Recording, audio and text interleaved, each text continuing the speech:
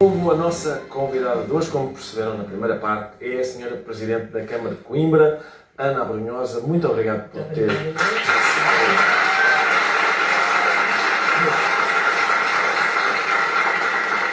Obrigado por ter aceitado o nosso convite. Vejo que ainda vem equipada com Isto tem um objetivo, certo. É honrar e agradecer a todos aqueles que nestes tempos difíceis puseram à frente até das suas próprias vidas a defesa das populações. A todos os nossos bombeiros, a todos os agentes de proteção civil, nós devemos um grande agradecimento. Eu trago este casaco para os honrar e para lhes dizer muito obrigada.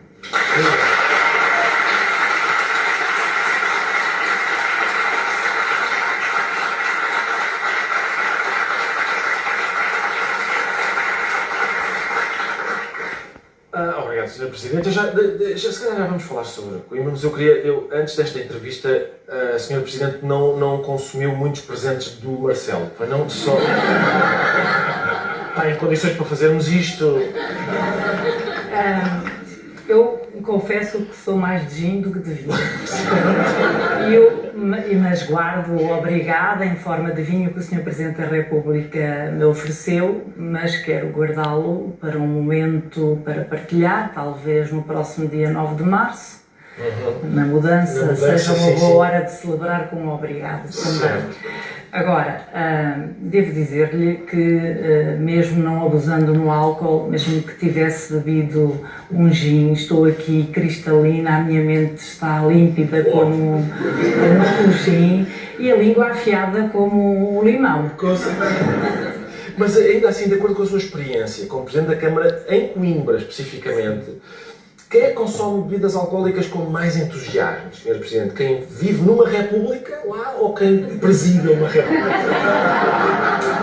Está habituada às duas? Estou habituada e devo dizer-lhe que frequento repúblicas. Certo. As repúblicas, como sabem, são comunidades onde vivem estudantes num espírito muito especial. Aliás, Coimbra é património da humanidade e as repúblicas também são património da humanidade, têm uma proteção especial.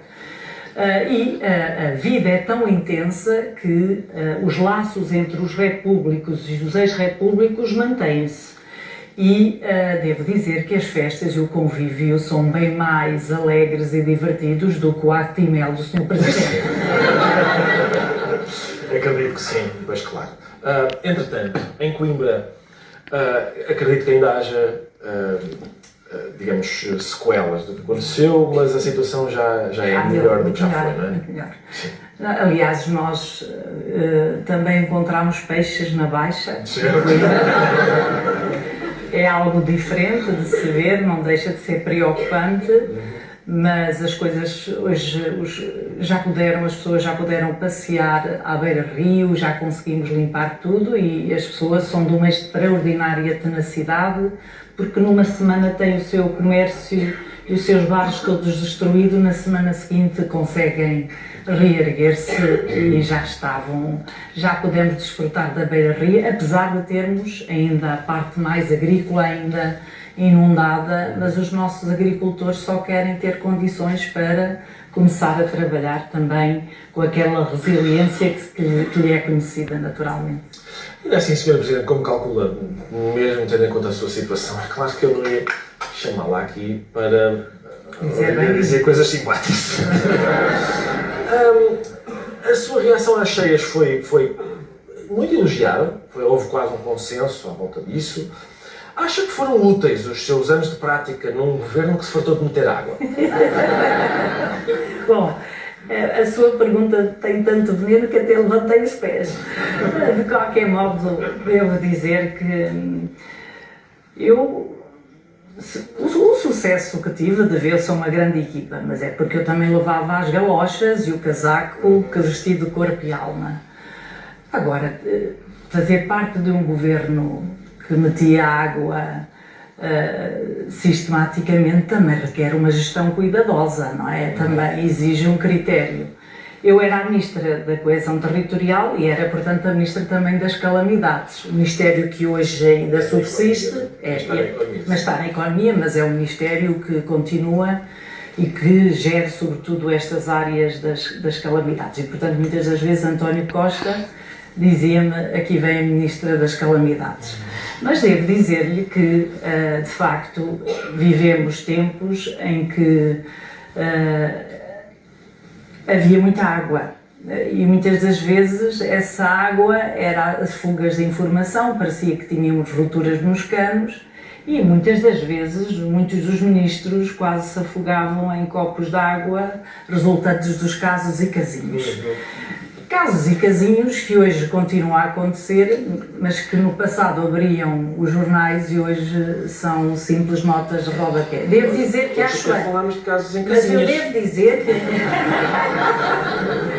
Devo dizer que em muitos casos acho que houve uma exploração exagerada e que ninguém tem culpa de ser casado com um ministro ou ninguém tem culpa de ser irmão, desde que de facto nós temos direito à nossa vida pessoal.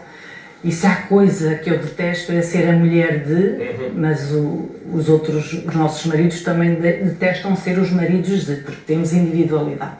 Portanto, a política, somos seres humanos, temos sentimentos, temos filhos que sofrem com estas questões. Mas verdadeiramente em muitos casos pusemos a jeito e metemos água, é verdade, metemos água. Sobretudo quando tínhamos uma maioria e quando essa maioria nos tinha permitido fazer coisas muito diferentes, é a minha opinião. Uma andorinha não faz a primavera, tínhamos muito bons ministros, mas tivemos uma sucessão de situações que levaram àquilo que toda a gente conhece, que me deixou muito triste. Fiquei conhecida como Ministra Chorona porque uma das situações foi essa. António Costa é um homem que eu admiro muito. Acho que ele poderia ter sido mais inovador e ter feito mais reformas, mas é uma pessoa que eu respeitava muito e vê-lo naquela situação enquanto amiga e seu ministro e sua ministra doeu-me imenso. E como somos pessoas, sentimos, e quando sentimos, há maneiras de o expressar. Mas veja só, passei de Ministra Chorona a Presidente da Câmara... Tesa.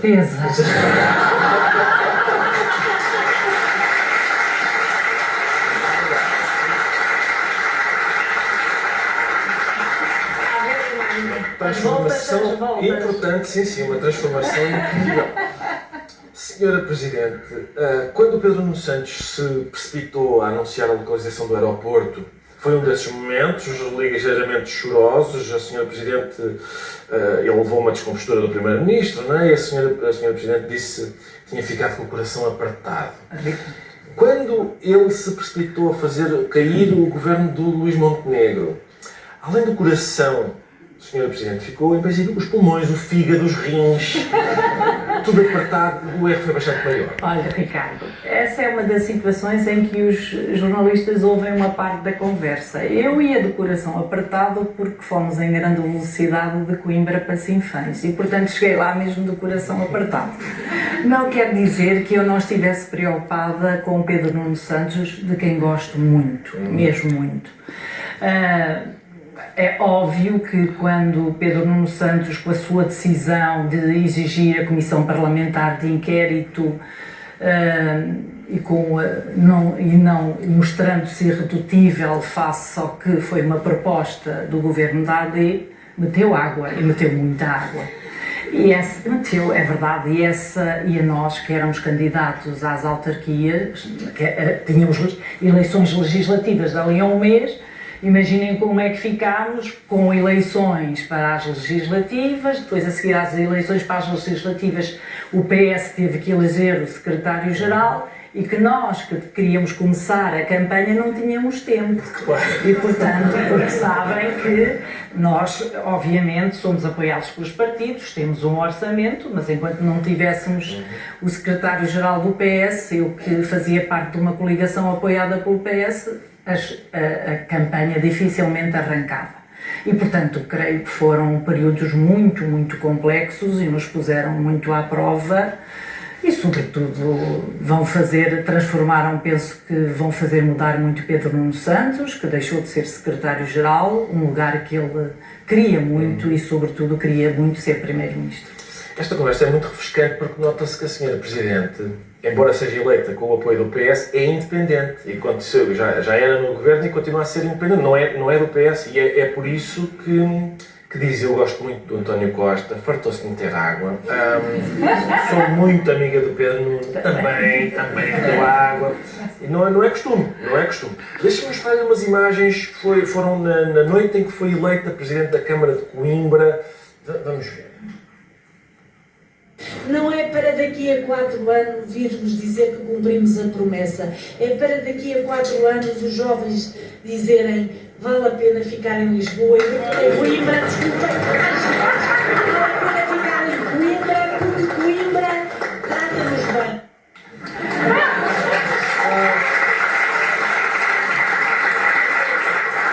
Eu juro que não tinha bebido gin. Não. Juro que ainda não tinha. A questão é saber se isto significa que tem a ambição de ser Presidente da Câmara de Lisboa. Se daqui a 4 anos podemos esperar uma candidatura sua à capital e termos um Presidente da Câmara com voz grossa. Ou mais peso. Mas,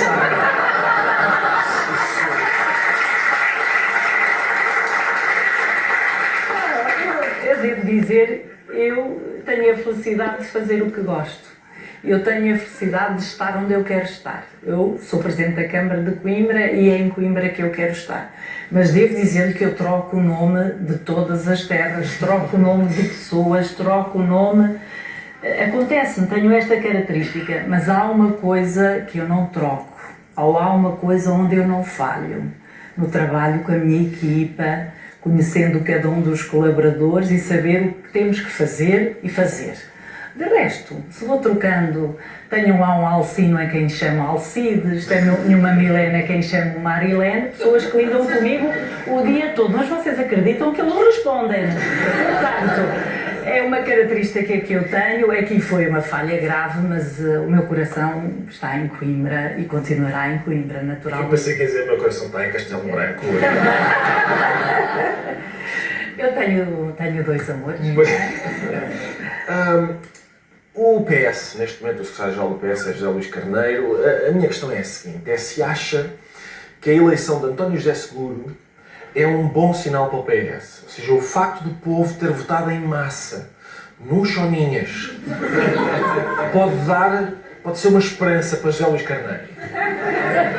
Bom, esse conceito de chorinhas acho que tem que ser explorado pela Direção-Geral do Território. Fica já aqui a recomendação que eu tutelei. Portanto, há aqui um conceito que devemos explorar.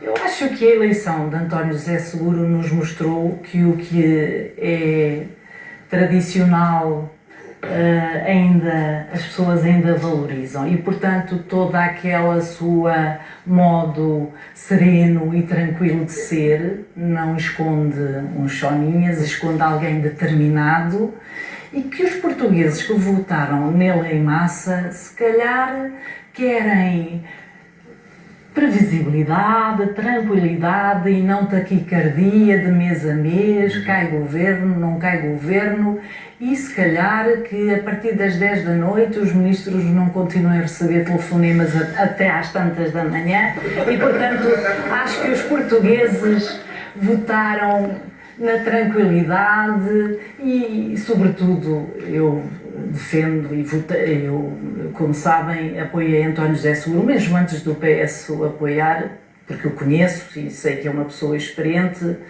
e nós não podemos distinguir educação ou humildade e serenidade com outra coisa. De qualquer modo, isto é um bom pronúncio para José Luís Carneiro, porque se o caráter sereno, se a tranquilidade na democracia em vez dos berros, se muitas das vezes o silêncio em vez do ruído passarem a ser algo que é valorizado na democracia, acho que José Luís Carneiro pode olhar-se ao espelho e acreditar que tem futuro, porque estamos a falar de um homem que é sereno, um homem que é tranquilo e, portanto, como na moda, na democracia, o que é tradicional ainda se valoriza.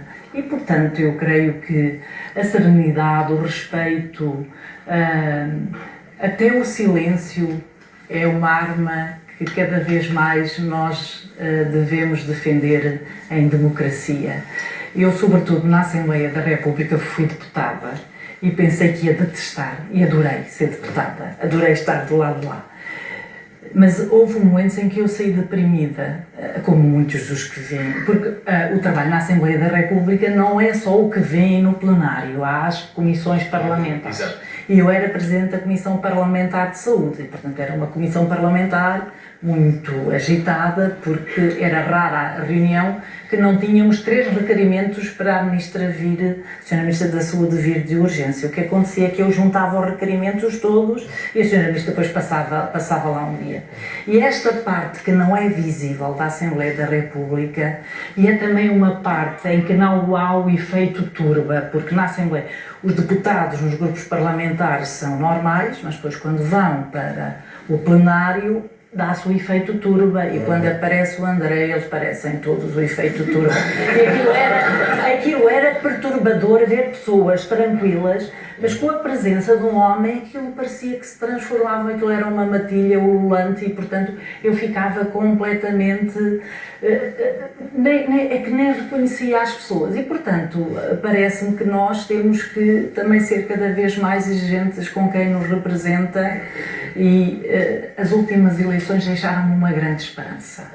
Uma grande esperança, apesar de ter havido uma expressão, uma votação expressiva naquele nome, que eu não digo também, e que nos tem que fazer refletir. Não é? Deixa-me só dizer que não pense que eu não reparei que há pouco, quando falou sobre este novo presidente, se calhar não telefonar a ministros entre as 10 da noite e as 4 da manhã, era um recado para o seu companheiro de copos. Reparei que foi, sim senhora, muito bem. Mas nós andámos nos copos várias vezes, porque eu era a ministra do terreno e, portanto, eu ia a todas as feiras, quase todas as feiras. Aquela feira a que viram era em São João da Pesqueira, tínhamos 90 stands. O senhor Presidente da República bebeu em todos os stands.